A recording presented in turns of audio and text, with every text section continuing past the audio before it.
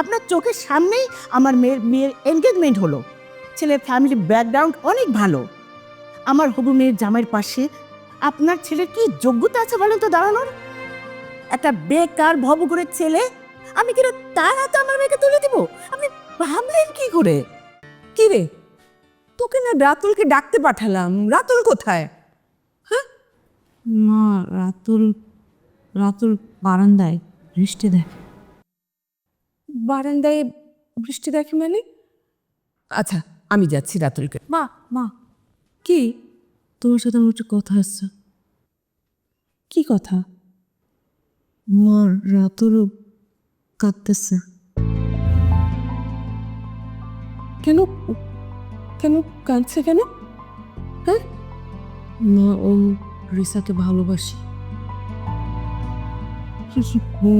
ও ভালোবাসে? কই, কোনোদিন তো কোনো কারণেই বুঝতে পারিনি। ওনাকে রিসাকে ছাড়া বাঁচবে না, কান্নাকাটি করতেছিল। ওরা আমি বকা দিয়ে থামেছি, আমাকে বারান্দা থেকে চলে যেতে বলছে। একটু একা থাকতে চায়। অবশ্য মেয়েটাকে কিন্তু আমারও খুব পছন্দ। এটা হলে কিন্তু মন্দ হয় না, তাই না? মা, তুমি কি তোমার ছেলের মতো পাগল হয়েছো? কি বলতেছো? মেয়েটার এঙ্গেজমেন্ট হয়ে গেছে। আরে ধুর, কত বিয়ের আসর থেকে বিয়ে ভেঙে যায়, আর এটা তো এনগেজমেন্ট, এটা কোনো ব্যাপার। আমি জানি। আর আমার ছেলে মন্দ কিসে? আমার মনে হয় এই প্রস্তাবে ওরা খুশি হবে, পছন্দই করবে। মা, কি বলো এসব? এগুলো হয় নাকি? কি বলতেছি, এটা ঠিক কথা। আমার মনে হয় আমি যাই, ওদেরকে একটু মা মা মা মা মা, এমন করনি মা, একটু বসো বসো, বস, যাই না। আচ্ছা, যেও যেও, আগে বসো বসো। মা শোন, মানে আজকে তো ওদের ঘরবর্তী মেহমান না, আমরা ঠান্ডা মাথায় ভাবি, হ্যাঁ, তারপর ভেবে চিনতে কালকে করবো। হ্যাঁ মা, কালকে। ঠিক আছে, তুই যখন বলছিস তাহলে একটু দেরি করেই বলি, কালই না হলে প্রস্তাবটা দিব। আমার খুব ভালো লাগছে, আমার ছেলে একটা মেয়েকে পছন্দ করে। আচ্ছা, আমি রাতুলের সাথে কথা মা মা মা, ওকে একটু একা থাকতে দাও। হ্যাঁ, ওরা এখন একটু একা থাকা দরকার মা। তুই বলছিস? হুম। ঠিক আছে, কালই না হলে রাতুলের সাথে কথা বলবো। কিন্তু জানিস আমার যে কি ভালো লাগছে, রাতুলটা বড়ই হয়ে গেল না, সে এখন একটা মেয়েকে পছন্দ করে, ভাবতেই আমার খুব ভালো লাগছে। আর মেয়েটা দেখ কি সুইট, কি যে সুন্দর, কত যে লক্ষ্মী, একসাথে তো বড় হলো না। আমার খুব ভালো লাগছে জানিস, খুবই ভালো লাগছে।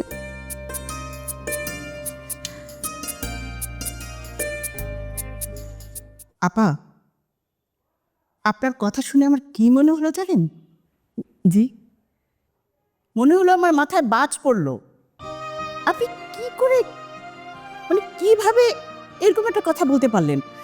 আমি বুঝতে পারছি না আপনার মাথায় এমন চিন্তা আসলো কি করে। প্রতিবেশী মানে তো এই নয় যে আপনি আমার এত বড় একটা ক্ষতির প্ল্যান করবেন। ক্ষতির প্ল্যান? তাহলে তো কি, আপনি সবই জানেন, সবই দেখলেন, আপনার চোখের সামনেই আমার মেয়ের এনগেজমেন্ট হলো। ছেলের ফ্যামিলি ব্যাকগ্রাউন্ড অনেক ভালো। আমার হবু মেয়ের জামাইয়ের পাশে আপনার ছেলের কি যোগ্যতা আছে বলেন তো দাঁড়ানোর? একটা বেকার ভবঘুরের ছেলে, আমি কিনা তার হাতে আমার মেয়েকে তুলে দিব? আপনি ভাবলেন কি করে? আমি আসলে এরকম ভাবে এত কিছু ভাবি নাই। ভাবা উচিত ছিল। আমি মনে করেছিলাম আপনাদের সাথে আমাদের এত ভালো একটা সম্পর্ক, এতদিনের সম্পর্ক, আমার রাতুল আপনাদের রিসাকে ভালোবাসে, এই কথাটা শুনে হয়তো আপনাদের ভালোই লাগবে, আপনারা খুশি হবে। আর তাছাড়া আমার রাতুল তো চাকরি খুঁজছে, নিশ্চয় একটা ভালো চাকরি পেয়ে যাবে। জি না আপা, আমরা খুশি হইনি। চোখের লজ্জায় আপনাকে সেভাবে অপমান করতে চাই না। প্রতিবেশী মানুষ, যেহেতু মেয়ের বিয়ে দিচ্ছি, দাওয়াত পাবেন। রিসারা তো অনেকক্ষণ হয়ে গেছে, তাই না? আমার মনে হয় ফেরার সময় হয়ে গেছে। ওদের সামনে যদি এসে উল্টাপাল্টা কথা বলে তাহলে তো আমরা বিপদে পড়ে যাব। আশা করি আপনার চা শেষ হয়েছে।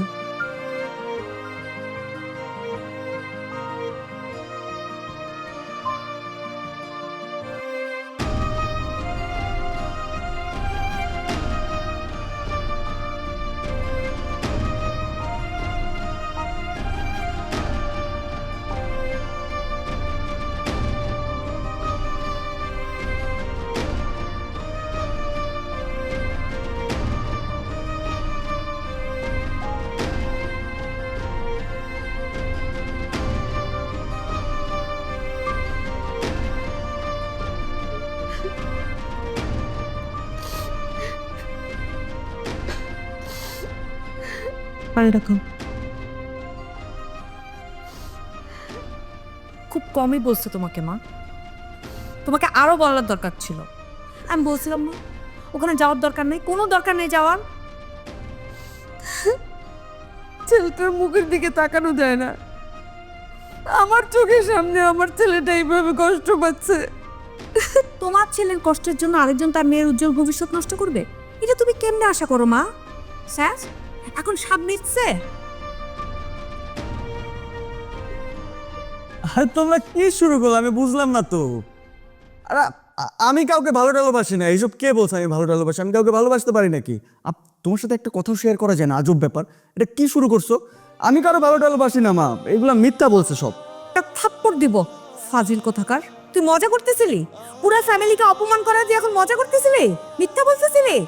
এটা মজা করার মতো বিষয়? আই এম সরি, আমি মিথ্যা বলছি। এটা পুরোটা মজা ছিল মা, ইটস ফান। বাবারে, হ্যাঁ, তুই যদি সত্যি সত্যি মিথ্যা বলে থাকিস তাহলে আমার কোনো দুঃখ নাই, কিন্তু তুই যদি সত্যি সত্যি মা আমি বললাম তো আমি ফাইজলামি করছি, মিথ্যা বলছি। আমি কারো ভালো ভালোবাসি না। আপুরে বলছে, আপু তো একদম পুরো হট্টগোল বাঁধায় ফেলছে। তুমি এগুলো নিয়ে চিন্তা এই যে আবার কাঁদতেছে। কান্না করো না তো বাচ্চাদের মতো।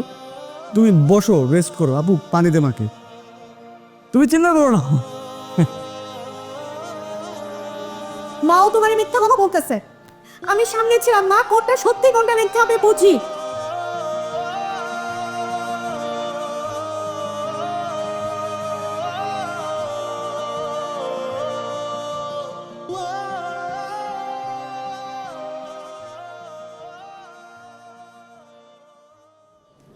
এই পালাচ্ছ কেন?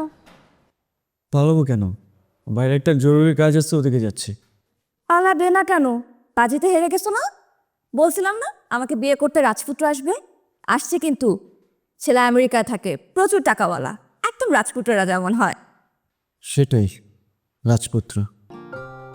তুমি কি খুশি হও নাই? না, আমি অনেক খুশি হয়েছি। খুশিতে বাসায় যে মিষ্টিগুলো পাঠিয়েছিস, অর্ধেক মিষ্টি আমি একাই খেয়ে ফেলছি। খুব ভালো করেছো। আমি কিন্তু সৌমিককে বলবো সেজন্য একটা মিষ্টির দোকান খোলে, আর সেই দোকান যেন তোমাকে ম্যানেজার হিসেবে রাখে। তারপর তুমি সব মিষ্টি খেতে পারবে। তুই এখানে দাঁড়িয়ে কি কথা বলছিস? তোর শাশুড়ি ওদিকে অস্থির হয়ে আছে। কেন? কেন আবার? তোকে একা ছেড়েছে, তুই বাসা ঠিক মতন পৌঁছলি কিনা, তাই একটু পর পরই ফোন দিচ্ছে। শুক্রি চল চল চল চল, ঘরে জায়গা ফোন কর দি।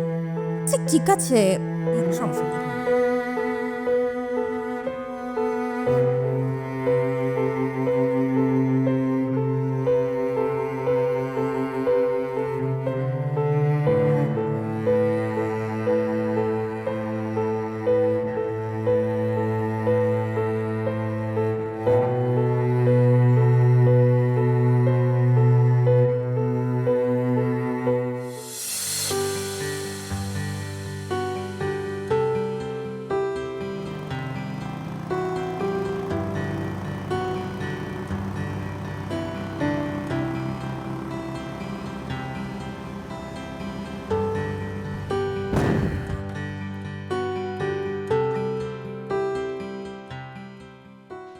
তুমি আর তুমি এখানে কি করো?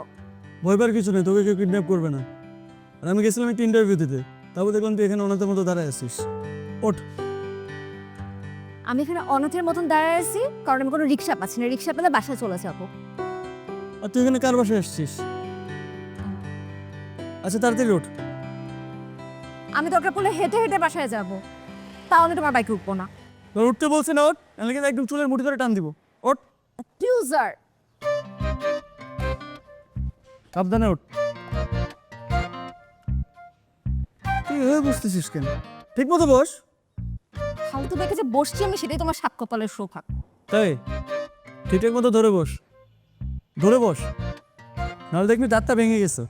দাঁত ভাঙলে আমার ভাঙবে, তাতে তোমার কি? ওরা কি আর, আমার তো কিছু না। একটা দাঁত ভাঙা মেয়ের সাথে আমার পরিচয় আছে, সেটা বলতে হবে সবাইকে। চল। আচ্ছা চল।